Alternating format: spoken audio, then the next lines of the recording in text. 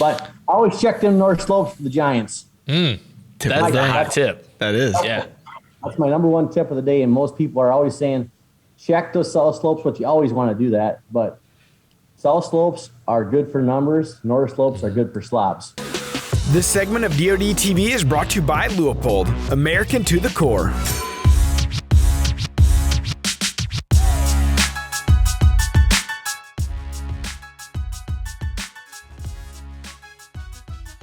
What's up, everybody? Welcome back to the Drury Outdoors 100% Wild podcast, powered by DeerCast. This is episode number 254. Are you sure? Yes, I'm not. Okay, all right. You're Tim Chelsvik. You are Matt Drury, and we're coming off a really hot week. So last week we had T-Bone. Yep. We had the guys from Working Class Bowhunter. Yep. And this week we're continuing the trajectory with a Bow Madness cast member. With guests. Yeah, with guests in general. It's not just you and me sitting around. Apparently that's what people want. Talking about how not great we are. That's right. So we've got Eric Bothun, otherwise known as Booty, on. He's a big buck killer.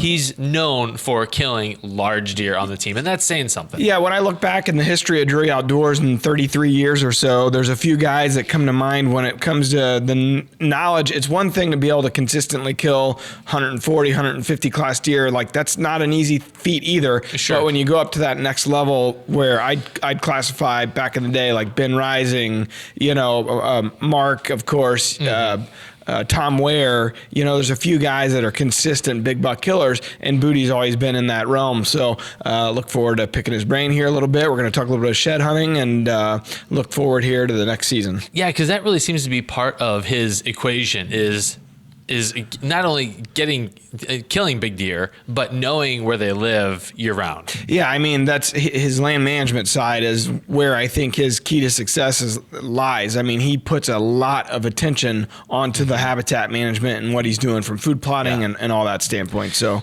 we've got shout outs coming a little later in the show. We got a review coming later in the show. We've got a special, this is something you and I have not talked about, for people that are watching the show, a show and tell. Oh, okay. Show and tell. And it could stink a little bit. All right. Oh, great. So before that, let's talk to... Is that what we're... Okay. Is that what that smell is? All right. Booty, what's up, man? Not much. How you guys doing? We're doing good, man. Thanks for joining us. And, I look forward to picking your brain here because, following you on Instagram, on social media, Facebook, you're finding those big sheds. Of course, you live in Iowa. You live in a great area for big deer. That helps. That I think people are like, how do I find sheds? Can't find them if they're not there. Exactly. First of all, you got to be in an area where deer are. So maybe take us through some of the, your best tips here.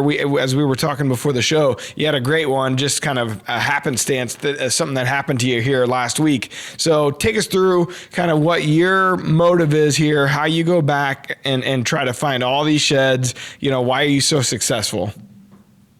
The biggest part's always, up here I live in the northern region of Iowa, so we got to have a lot of food because we get snow. And as you could tell, we still have, on the north slopes, we still got a foot of snow.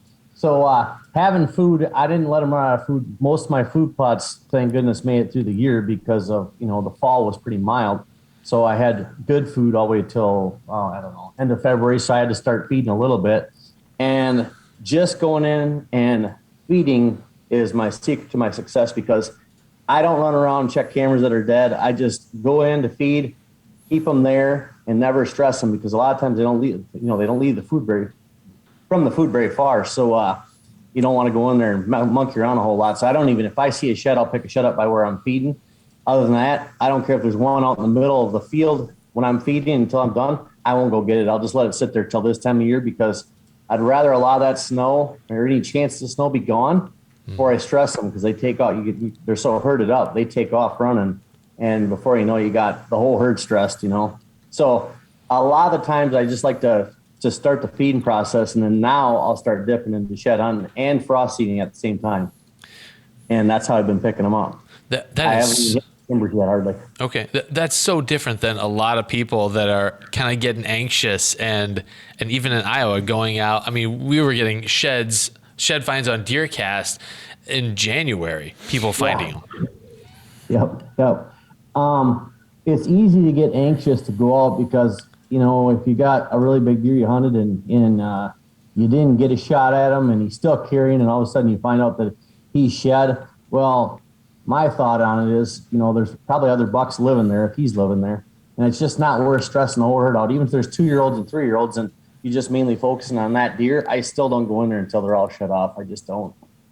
What is your window? So Northern Iowa, what is your window of time that you will dip in?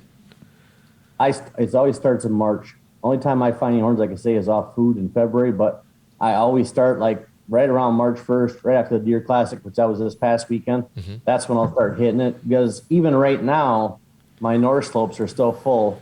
And as we get into this farther, I'll tell you why I still don't go in a lot. I still have some nice bucks carrying, and believe it or not, a lot of people like to focus on south slopes. Well, some of my biggest deer sheds that I find every year are north slopes. They always have been, because of stress. They try to get away from the herd stress.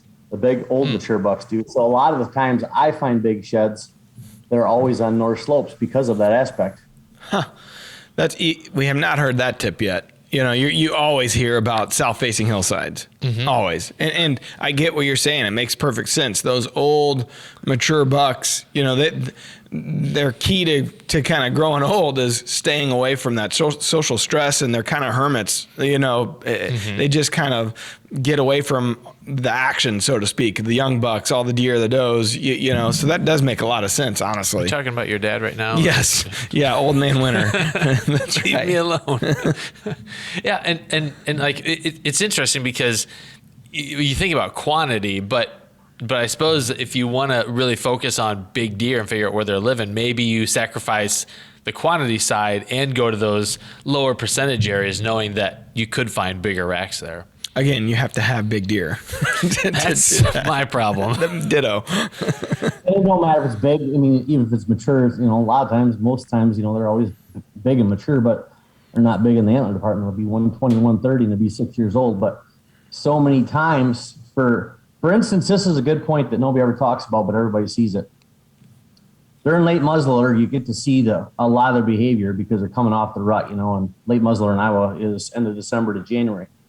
And every year, some of my biggest target bucks, I'll be sitting, a primo food plot, no pressure, never been in there all year. And you'd think, wow, you're going to sit here and you're just going to tip them over. It's going to be a cakewalk, And I'll look out the window a half hour before dark, and that target buck, this has happened to me a bunch, that target buck will be out in a chisel-plowed cornfield a half mile to 3/4 of a mile away from that food plot, eating by himself, trying to paw up a kernel or two, because he's trying to get away from social stress. They always do that. That's why a majority of the time, South Slope is a great place for numbers, but a lot of the times, like I said, a lot of my biggest sheds this time of year are North Slopes.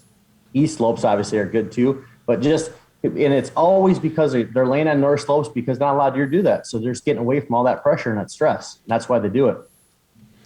I often wonder about, there's a couple of trails to one of my properties that are like deer highways, but I always wonder, do big deer really take those? So like when you're picking a path through the woods, do you trend towards those major travel corridors, or are you looking for kind of sneakier routes that a big buck may take?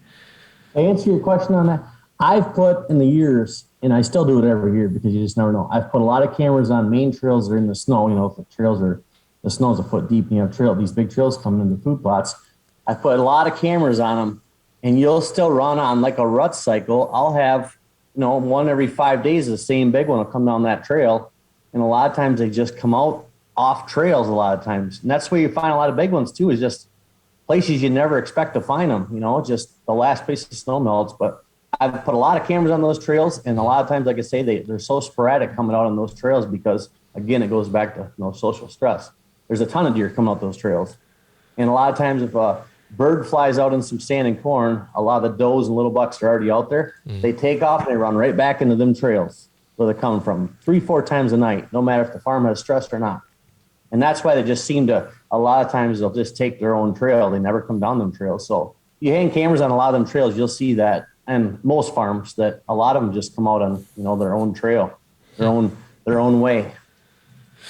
Scott Heminger made an interesting social post here last week, and it was, do you find your sheds tines up or tines down? And it was a question I hadn't even considered asking, but How about you, Booty? What do you see?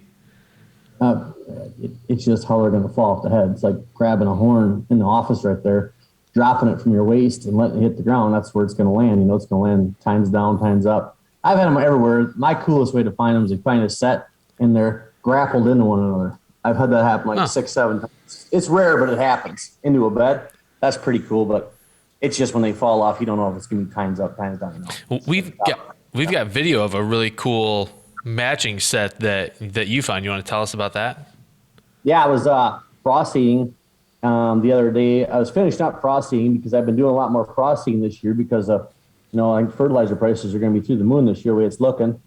And so I was finishing up frost eating this last food plot, and I dropped in. I was on a north slope, and I waved the camera around when I walked in there because there was a acre spot that must have got a little easterly exposure in this north slope, and it melted off the snow in this little square area. So I'm like, well, I'm walking down there. And I walked down there, and one of these big 8s I have on this particular farm, I look over, and he's laying there in a bed, hands up, both of them side by side. And I videoed it all, and I sent it to you guys. And it's a cool piece if people see it because it's the way it lays. He looked like he got out of his bed, stood up, shook, and they dropped right in his bed. And it's a big one. It's cool. It's really cool. And that's the first set I found like that this year where they've been, just stood up and dropped, which is cool. That's what happened. It's just doesn't happen that often or that way very often. It's always a single side or every so often a set, but it's always single sides. So you've been doing this a long time. What's the biggest shed you found over the history of doing it? I found a 108 incher down at Lee Lakowski's about I don't even know, 10, 12 years ago. My buddy Dennis Williams owned half the farm that Lee and Tiffany had used to live on, and we used to go down there shed hunting at night. And I stopped and took a break in the cedar thicket, and the horn there, everybody was looking for this horn. It was a giant buck. The horn was laying by my hip in a gooseberry bush. He bound through and it landed on top of a gooseberry bush. So if I wouldn't have stopped there, my guess, I don't know how many years it's been before anybody had ever found that horn because it was such a rare spot that it was so lucky for me to stop in 300 acres of woods, take a drink of water and look down right at my hip. There's a 107, 108 inch horn there. There definitely seems to be an element of luck involved here. Mm-hmm. I found about an 8-inch one the other day at the farm. Yeah, you're right. There is an element of luck. It was lucky I found one so small. Yeah, it was a needle in a haystack. That's right. Yeah. Finding big ones are so rare. I mean, I've shed hunted Mark's farms many a times, and we very rarely we find a lot of his biggest bucks. We're there shed hunting in the past. We found some of them, like Skyscraper. Found a match set off him the year before Mark killed him and stuff, but it's rare. I mean, I've had some of the biggest deer I've hunted, and I'll have them all year long. And the winter comes and they shed off and you can't find the horns. So most times the culprit's a big thick cornfield. They hide them all the time. Tractor tires find them. That's about it. That's where we usually go. It's just crazy, but that's how it is. Booty, how do you deal with shed poachers? Oh, yeah. What I do is all my cameras that are broken, I just hang them up everywhere. That don't even work, I just hang them everywhere. Because most times people see them, it'll just deter them, because you can't be there during, it seems like during the weeks when it happens a lot. And I've got it pretty much calmed down where I don't have the issues as much anymore because I've caught some and dealt with it before. And just hang tons and tons of cameras and let them see it, That's all you can do. My just problem let them is when I've had cameras out, they got stolen. I'll take this. Yeah. I'll take this. Yeah, that's happened before too. One year I lost three reconics, and that was sad. But you can only do so much with it. I mean, really, humans are smart. If you want to get around, you can get around and not get caught.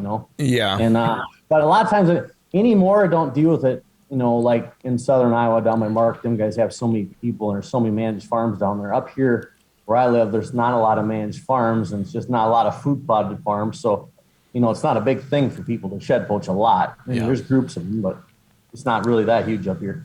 Well, what kind of gear are you using, if any, when you go out for sheds? A hooded sweatshirt and a pair of binoculars. That's about it. Mm-hmm. All I need is binoculars, and I wear lace-up boots. I don't wear rubber boots. I see people wear rubber boots all the time, and I have no idea how they can walk in them things all day long, shed hunting. Yeah. They're not really meant for that, but it's got to hurt the feet. But good pair of lace-up boots, and binoculars is a must. That's a must. You have to have binoculars to save you from walking 300 yards out of the way for nothing. Yeah. You were talking about earlier, four-wheeler is also a key to your success, just covering a lot of ground quickly. Yep. Using a four-wheeler it's not good on your cardio, but it just saves you so much time, driving edges and driving these big fields. I mean, me and Rod always used to do that. We'd have competitions on who'd find the most, and he'd never get off the dang four-wheeler. He'd let the woods sit before he'd get off the four-wheeler to walk in the woods. Well, I had to get in the woods too some. But, I mean, riding a four-wheeler, everybody likes to walk like used dogs, but riding a four-wheeler is guaranteed the number one tool to finding a lot of sheds. It just is. You cover so much ground. What's the number one peril to driving a four-wheeler? Dress warm. What about the tires? Yeah, like I was saying, it was a couple days ago. I was driving through a pick bean field, and bean fields are so hard on ATV tires. And I got to the trailer after I was shed hunting, got home, and the next day I got out there, and 3 of the tires on the four-wheeler were flat from bean stalks. It's a bummer. So buy a tire patch kit and a small pump where you can air up your tires on the run. Smart. That's a good hint. A good little tip right there. Well, and for people that are successful finding sheds like yourself, I imagine you bring a backpack or something if you're out hiking and. Oh yeah, backpack. Yeah, and then if I'm on the floor, I have a little basket, and then bungee straps. Because if you get out there, you tend to start finding a bunch. If you're on a four-wheeler, they'll bounce off, and you'll be back in the search again, back in the hunt. So, sure. Bungee straps and little basket, and backpack and binoculars and bottle of water. It's the main thing, but. Sometimes you don't, if you're just out for a quick shed hunt, you don't have nothing, but it's just whatever you select you want to keep warm and comfortable. So big part of your success, I would say, in shed hunting is the year-round work you do on the farm. So in your opinion, what would be top 2-3 things that you got to do as far as your property goes to kind of ensure that you actually have a deer herd to go shed hunt for? I put as much food as I can in because I'm fortunate enough, thank goodness, to have all my own equipment. So I can run around on all the farms and put food in. I put as much food in as, in my mind that I want to spend money on. And now it's going to be less because of its, prices are so crazy. That's the number one thing. But I would say, pressure is huge because, like I say, where I'm at, there's not a lot of management. So I have a lot of neighbors that still do gun drives. So I strategically, it takes me about 2 to 3 years to lock it in, but I strategically place my food where I can draw the deer into my farms, where once the first flake of snow flies come December, they tend to not leave because of the pressure, and I stay out of them areas. So I would say the key thing is if you can keep the food, just don't step foot in your timber ever. Don't get near it. Set your blinds up to where you're not near bedding come wintertime. And if you have neighbors that are high on pressure, and that's been my secret to my success. Is it's a bummer. I've told Mark this before. I have, for instance, I have a couple 400-acre farms I lease, and I told him, I said, it sucks because of the pressure, I literally only have 2 tree stands on 400 acres. So if you have a 400-acre farm, most people have it scattered with 10 or 12. I have 2 tree stands and 2 box blinds. The box blinds are down in the fields, and the 2 tree stands are on edges where 2 funnels come together on both sides of the farm, and that's the only place I hunt. Now, would I love to go hunt some of the beddings or some of the funnels of the hogs' backs? Sure, I would, but I wouldn't keep the deer there, and you have the fear of bumping them off and killing your age structure. So them are the 2 biggest things that I live by, strategically live by. Interesting to hear how careful he is with intrusion. All the big buck killers. That's what you hear from all of them. It's stay out, which is tough, for a lot of guys. I can think of several off the top of my head where they got a piece of property and it's like, man, I got this farm. I want to go play on it. I want to be active on it. I want to go walk it. And it's like, man, you got to stay out. That's tough to do, especially it's such a big investment. No matter whether you lease it or you own it, it's a big investment. Yeah. So you want to utilize it, right? But I think if your goal is to kill the kind of deer that these guys kill, you just got to stay out. If your goal is to have a farm where your family's, riding four-wheelers on it and, you're fishing and you're active on it, it's more of recreational than, say, hunting, that's a different goal. Mm-hmm. You got to realize that it may be hard to ever grow the type of deer that you're wanting to, though. That's the give and take of it. The suburban food plot that I put in this past year, the homeowner was so proud of what we did to the forest. He was taking his friends back in there to look at it. Perfect. He's like, hey, there's Tim's deer stand and there's his blind. And this is the food plot he put in. Thank you very much. I got lots of pictures of visitors on the plot. It's like, and I can't do a thing about it. It really is a bummer, though. It is so hard on you when you have all that ground that you can hunt and you only have a couple of stands. It's just brutal. I sit there with Lee sometimes and I'm like, man, I just like to take a couple stands and hang and hunt over there. And every year as the time winds down, I get closer and closer to doing it. And I'm like, no, what I'm doing is working. Why change it and why break my rule? Because if you break your rule, next year you inch a little closer to it with another stand, you know what I mean? So you're better off just to stay stern on your thoughts of this is the way I'm going to hunt this farm and I'm going to keep that way. The only time I break the rule maybe is for Trevin, maybe. Yeah, your son.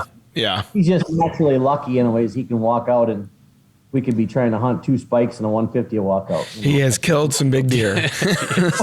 And literally that's just the way it works too. Yeah. We're hunting little bastard racks, none of them come out. They're too scared to come out. It's just the big boys come, I guess. Yep.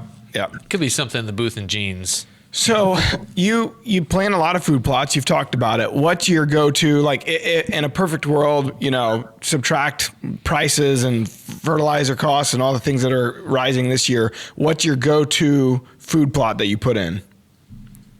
I like to, sometimes you'll see it. I like to be obviously deer radish, and I like to take about 2 whisks. I have a 7-foot tiller that I use.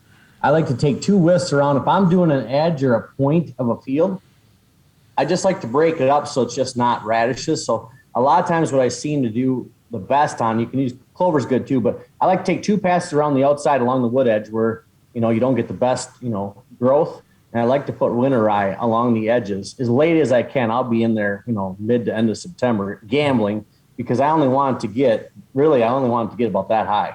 They say you can let it get that high, but I don't want it very high, and I want it as thick as possible because the smaller, the most palatable. They like it that way, And I seem to have a lot of drawing power doing that little blend, and everybody has their own secret blends, but that seems the best. I mean, I've tried everything, bordered everything, and their brother, but running like a winter rye around the outside, 10 foot wide, the whole passage around the outside of these radish plots, leading into behind me having a standing cornfield with a blind or sitting on the edge in a tree stand. That blend seems to work so well because they eat in it and they're always scraping in the edge of the rye too. So they're right there scraping. They'll stop and eat and then they'll go to radishes, but there's always double the things there because the edges will always have your scrapes and the rye will have scrapes in it too, but they always seem to scrape, eat rye for a little while and then go right to the radishes. So it's double the food. So it's in their mindset. Well, they got radishes over here. I could just step in here, but there's a radish field over here. Well, if you double it, I'll have one. If there's 2 fields on each end of these farms, I'll put clover on one border, and on the other end, I'll do rye on the other border. So you got double the stuff that, different things they can eat. And that's somehow how you can, sometimes how you can get a big one killed. And that aspect is, that week where they start daylighting, he may be just like, man, that rye is phenomenal. I want to go right to that rye and then him in the radishes rather than going over to eating clover. Mm-hmm. Just that minimal of 5 days could get you a shot at a buck. Just having that little strip of or rye around there. And a lot of people don't, some people plant rye and some people don't, but they seem to like it so much on edges. So that's what I've had good luck with. So a little buffet. Buffet. Buffet. Yeah, old country. That's right. I love it. Ponderosa. That's old school. Used to kill a Ponderosa buffet back Hell in the yeah, day. on a Sunday after church. Yeah. Let's get some. And now I think about it, I was like, it's gross. kind of gross. Yeah, chocolate fountain. It's just fun. It's fun to, it's fun to just practice and just try different stuff. Because, I mean, one thing I would tell people is don't practice and try stuff on your main food plot. If you only got 1.5 acres, 2 acres, don't do a lot of practicing on it, because if that's all you got, make sure you got some good tonnage in there. Don't be practicing with clover blends and the whole thing if you're wanting to hunt late season. I mean, clover's good late season, but I'd rather have a bulb, than clover. This sound bite comes to mind. You know what it was? I got too comfortable, and I started to get fancy. Do not want to get fancy. You don't want to get too fancy. Hey, Ricky Bobby. But yeah, I would definitely plan, some sort of a bulb if that's all you got. But don't keep your practicing to a minimal, because the amount of acreage you got, if you only got that much, is pretty valuable. I would say that. This hitting home for me. All I do is practice. Yeah, this is hitting home because I got that new farm. It's 102 acres, and there's about 40 acres of tillable. Well, I want to leave half of that with the farmer that rents it, and take the other half and try to figure out what food plots there was. We walked it the other day with Mark and Terry the first time they saw it, and that my head was spinning. Like they were throwing out ideas. Oh yeah, I mean it's great stuff, but our capabilities are not where theirs are. Obviously, like this is really we've planted some green food plots, and that's about it. We've never planted any grains. We've never planted the warm season grasses. Like there's a lot that could go wrong. And Mark's like, well, you could, because I wanted to get some more cover there. He's like, you could do it the poor man's way and just let your grasses grow, your weeds grow up. Like, I see. I am a poor man now that I've purchased this. That's farm. right. I have no money. This is me. Got a nice barn, nothing inside of it. Oh yeah, nothing. Someday you'll be a bigger boy. We got the farm though. Yeah, first things first. Step one. Booty, any other parting shots as far as shed success goes? Oh, that's what I would say. I just, biggest part is it's pressure, just not going in there. That's the biggest thing. If you got food, and even if you got, thermal cover, warm grasses and cedars and stuff, and there's no food really other than them pawing in a field, I would stay out no matter what until March 1st. I mean, different regions are, different parts, like Southern Iowa, people are saying there's 75% still carrying down there. And I'm headed to Kansas next week, so I'm hoping they start popping. But, least amount of stress, they'll, if they don't stress, they don't pop them, But I would stay out in the Midwest region. I'd always stay out till March 1st if we can. Unless you got, this mega buck that sheds. I mean, I understand there's no way you're going to let a squirrel sit there gnawing the thing for a month. But, yeah, I mean, that's the biggest thing for numbers wise, is just staying out and try not to run out of food. But even if you, like I say, if you have grasses and thermal cover, like I'm talking, where they can sit there in sun all day, or sit in, cedars on north slopes where they're comfortable, you'll still find a ton of sheds. That's cool. That's one thing I can say. But I always check them north slopes for the giants. That's the hot tip. That is. Yeah. That's my number one tip of the day. And most people are always saying, check those south slopes, but you always want to do that. But south slopes are good for numbers. North slopes are good for slobs. I like it. That's the quote. That's the reel for this week. This week's real moment. That's right. Brought to you by Booty. You can find them on south slopes, don't get me wrong, but it just seems like that's where the giants are always at when I find them. Yeah. Before we jump into the business we got to take care of, I want to know, you've been with us a long time, tons of good stories over the years. I think back to the original Dream season, you and Jason Irish were on that. Of course, you've been on Bow Madness for a long time. You've been a key part of the team and overall success for Drury Outdoors. What's a moment that stands out to you over, whether it's funny or busting somebody, or what's a moment that stands out for you being with us that long? It was funny. I went down and I filmed Mark. I can't remember if it was during Second Gun, when he still owned his main farm down there. This is 10 years ago. And we were chasing this particular buck. It was a big, like a 160 class buck, whatever. And we were sitting in this box blind, and I was like, we were hunting in the morning, late season.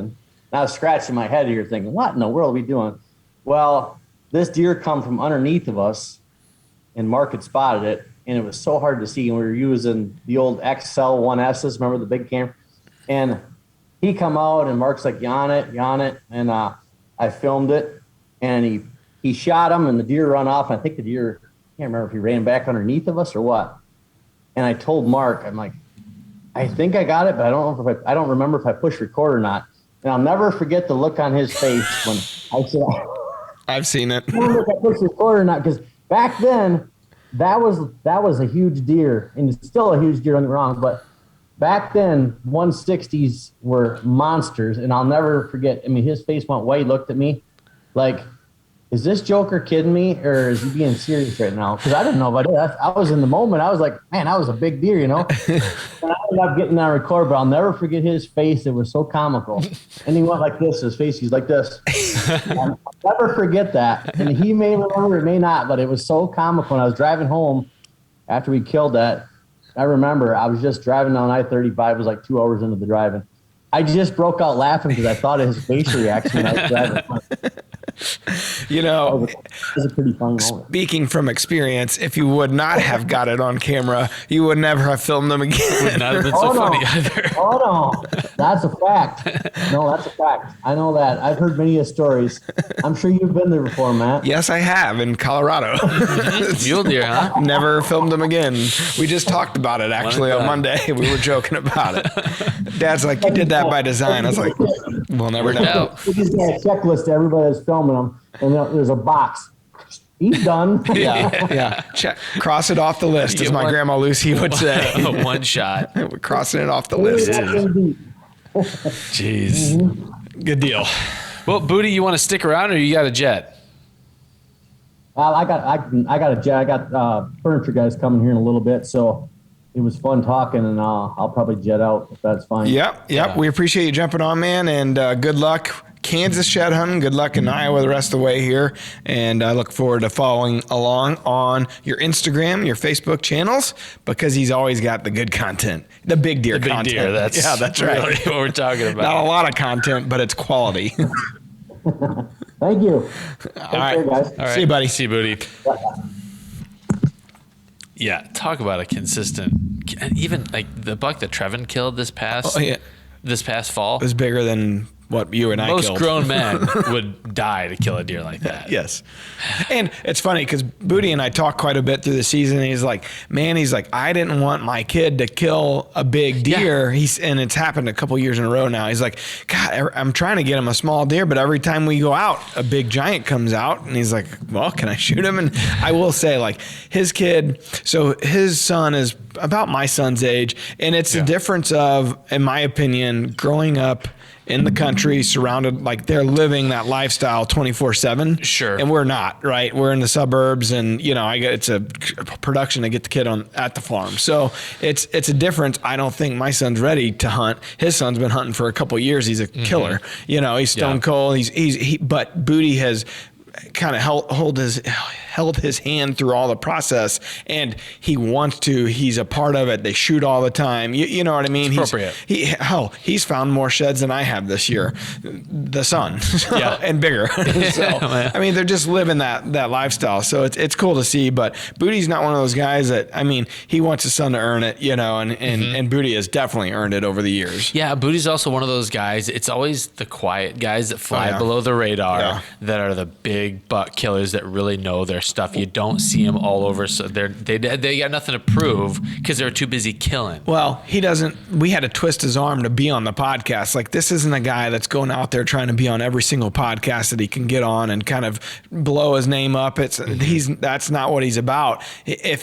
I think if he didn't do this for us, you'd never know about, like, he would just silently go about his business and he'd be a big buck killer. And there's so many of those guys. You hear about it all the time. Like, oh, my hometown, this guy, he's the killer. He's always on a giant. I can think of guys from our hometown, a guy like Keith Beezer or what, there's guys that you just know are going to get on big deer and consistently, because they're not maybe don't have a social presence or aren't on, a TV show or whatever, you're not hearing about them on a national level. But believe me, their town knows about it. Mm-hmm. Booty's one of those guys. Yeah, he is.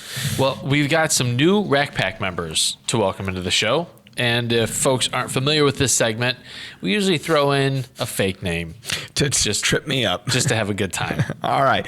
So the newest Rack Pack members, and you go to Facebook, type in the search bar, the Drury Outdoors 100% Wild Rack Pack, and you can be a part of this as well. We got over 720 members in there now. We just started it a couple months ago, so it's pretty cool to see a little community there. We got Darren Haverstick, Mitchell Weiss, Chaz Potabom. I always have to look at Tim to see his reaction to see if that's the fake one. Brian Johnson, Chris Peebeck. How do you say that, Tim? It looks like crispy bacon. That's the fake one. Look at Tim's face. Jackson Dodd, Aaron Duvall, Garrett Speedy, Tom Peters. I'm petered out. All right, next up. Darren Haverstick. That's what He's fake. Darren all day long. Yeah. Or maybe crispy bacon. I get it now. Damn it, this always trips me up. I love crispy bacon. And then over on Apple Podcast, I really took pains to spell it bizarrely. Pia bacon. Pia bacon. He's from an Eastern Bloc country. Hopefully not Ukraine. Right. Big Hunter 08 gave us 5-star rating over on Apple Podcast. He says, love the podcast, guys. Been watching Mark and Terry the last 25 years. Can't wait every week for the new podcast to drop. Always a good listen and love the soundboard. I predict Matt's killing a 180 plus next year and Mr. Tim's killing a 200 out of the saddle. Keep it up, and best of luck this spring. Where are we supposed to hunt to kill these deer? Maybe he was hoping Booty would give us an invite to come up and hunt with him. It is not where I'm currently hunting. I shouldn't say that, but you never know, right? Listen, if I can combine 2 deer to 1 score, then we're good. We talked about this the other day, too. We were texting Mark, and we said we needed a 200 or 220, you said, something like that. And you're like, well, I did kill 2 deer last year. When you look at my season in total, I'm there. I said we couldn't kill a 120, but it was a 220. Right. That's a unicorn for us. It's show and tell time. Oh, gosh. I was out doing a little walking last night. Okay. Doing some shed hunting. Oh, really? Yep. My first time out this year. And I found something that you don't want to find. That's what she said. Continue. Alan? Holy crap. It's dripping water all over the floor, Tim. Who knows what kind of fluid that is? Thanks. Okay, so it's not good. You found a deadhead. Yeah. I had not seen this deer before. That's a nice deer. Yeah, I'm guessing he's probably 3, but I Which don't property know. was this? This was out in Eureka, Missouri. Yeah. So it's a shame. It was on the border of the public land. And I'm smelling it now. Yeah. So we're okay. Alan, do you mind tossing take that back outside? Maybe don't try not to drip it all over the floor. Alan. That's skull gross. Juice. Thanks what other show are you going to watch and get skull juice? Ugh. Hold on. I got a sound effect for this. I think I'm going to throw up. Thank you for bringing that in. Well, I texted. Oh God, it's so bad. God. Glad this is on your side of the office and not mine. I was so bummed out when I found him. Now I'm bummed out. Disgusting. You found him. I'm really bummed out you found him. I texted our buddy agent Andrew Barnes with the Missouri Department of Conservation for a salvage tag last night. Yeah. So he's gonna set me up with that. So he said you could move it before the salvage tag. So that's the thing. You got to be careful. You don't want to move it and then call. You got to call first and ask what they want you to do. It was awesome because I texted him I sent him a picture. I was like, hey, here's the county I found it in. He's like, I'll drop it in the mail for you tomorrow. You're good. Okay, good. So good. Not every agent is that available. No. And different states have different regulations on what you can do and what you need in order to move it. Yeah. But it was really great customer service. Kudos. Just sucks that Yeah, it sucks. That I mean, deer's dead. it's part of it. You know, guys are finding them dead all, you know what, this is where you figure out if you had a EHD, if your neighbor shot him, if got hit by a car. This is just part of it. You pass deer and The weird thing never was know. there were still carrion beetles on him I hope they're in here now in our office, Tim. on this side. Yeah, Great thing about carrion beetles is they only mess with dead matter. So he just brought over the Scent Crusher The max unit. Yeah, the max unit, Scent Crusher max unit. Because we need the big guns. Yeah, go ahead and turn it on. It's fine. Let's get this thing puffing that We'll smoke. be under the influence of ozone here. I'm fine with that. I'm used to that smell. I'm actually, it takes me back to the season. Yeah, it does. It's a familiar scent. It is. It's a formidable scent. I'd much rather smell that. 60% of the time. It works every time. I got a soundbite for that too somewhere, but How about the question of the day? let's do it. Question of the day is proudly brought to you by Cold Steel, professional blades for real hunters. Hey guys, my name's Andrew here in North Louisiana. I've got a question about deer movement. I've got a set of woods that runs east and west, the north side of which is planted in beans, my neighbors, and the south side is a large hayfield of mine. I've got a mineral site in the woods that I have observed some small bucks and some does, but I'm trying to understand which direction they're moving to and from, where they're bedding, and when. Had some difficulty establishing a pattern, but was wondering, would deer on either side of this set of woods, there's water and there's high ground and low ground, would deer prefer to bed on a ridge over water, high ground over water, or prefer a lower kind of a bottom area? There's no discernible deer trails. I just know they move through this set of woods, just trying to pattern them. Thanks a lot. Love the show. Wish Booty was still on. Someone who would know. I would think that it's going to be where your best cover is. You know, thermal cover, if it's wherever that may be. You wouldn't think it'd be on a ridge top necessarily and kind of up in the elements. But if that's where your best security cover is, you know, then maybe that's where they'll be. Yeah. As far as like, you know, if your neighbor's got food and you have a hayfield, you know, certainly I could see where, you know, at nighttime they'll go out in that hayfield and like it's, as Terry put it the other day, it's kind of a romper room. We were looking at my property and one of the neighbors is, you know, cut hayfield. And it's like, actually they love to kind of play around in that at night. And it's just an area for them to run around or whatever. But you wouldn't think that would be the area where they're going to kind of stick to. I mean, there's nothing there. There's no food really. I mean, there's just not much there for them. So I would think your timber up into the neighbor's food, like in my opinion, you would want to put some sort of food on your side. I understand if you're haying your property or whatever, but maybe carve out something right up against the woods, the timber there, so there's a reason for them to be on your side. Because otherwise, say they are bedding in the timber, well, why would they go to your side during legal shooting hours versus going to the side where the food's at?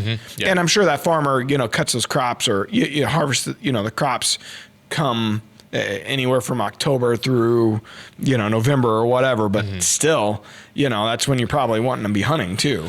Right. Yeah. And just when you think about bedding, you think about like a deer's ability to detect danger coming. And so usually higher places, you know, in fact, when I was out yesterday, I found on a hillside, it was an easterly facing hillside that kind of sloped down into an intermittent creek bed, but there were just a bunch of, you know, you could see where they had bedded down and compressed the leaves.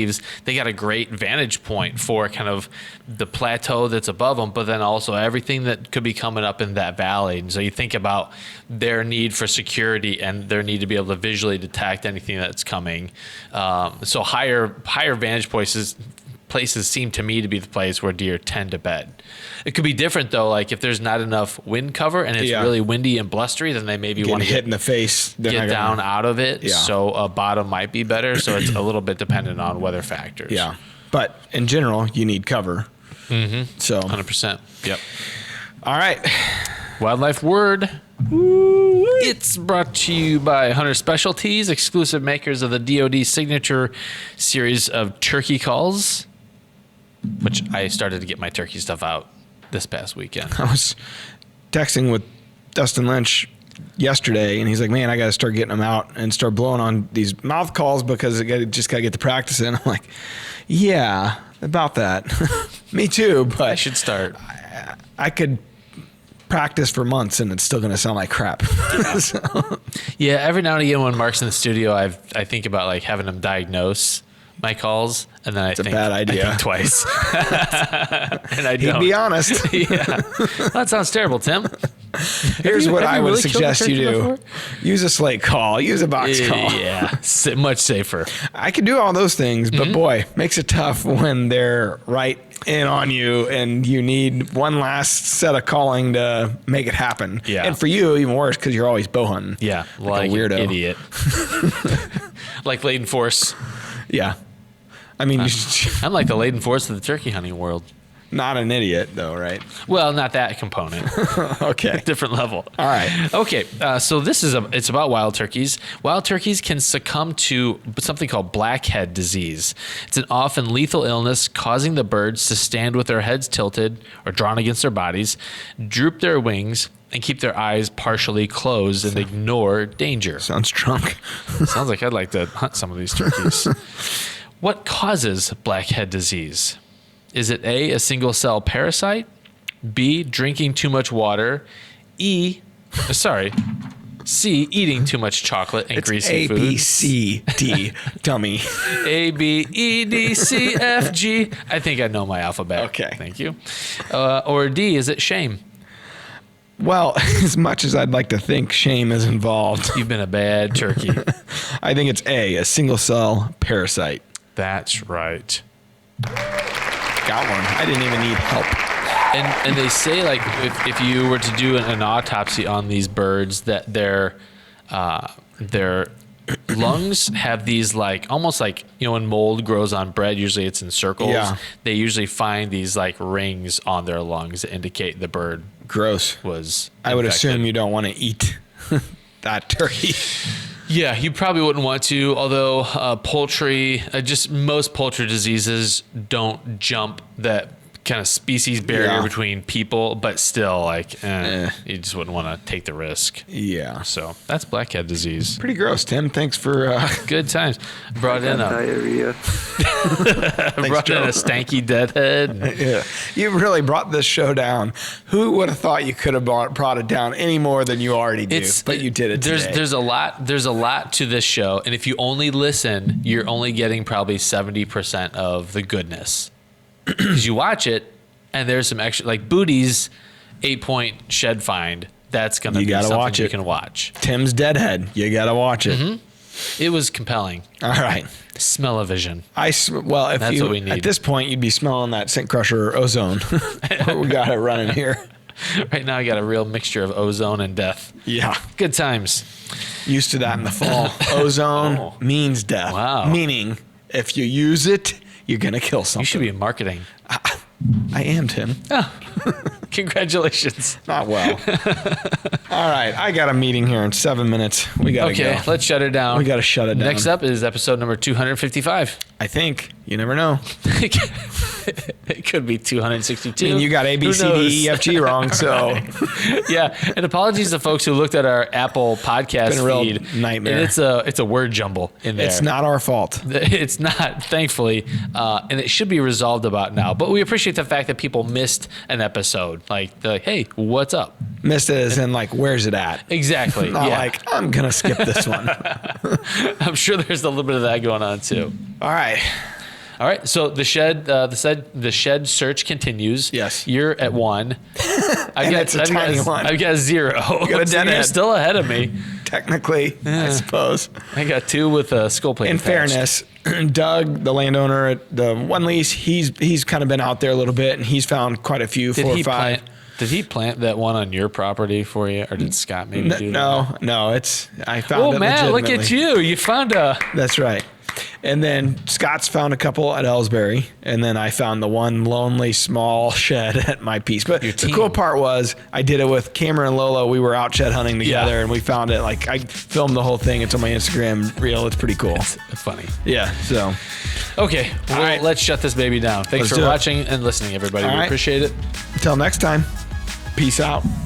Temperatures are going to be dropping. Perfect conditions for the skinny field. Got to focus on those afternoon hunts. Northwest Tree Stand, 5 p.m. It's the easiest decision you'll make this season. Get ahead of your game with DeerCast. We're adding new videos every week, so make sure to click that subscribe button and check out all of our amazing content. This episode of DoD TV was brought to you by Bass Pro Shops in Cabela's.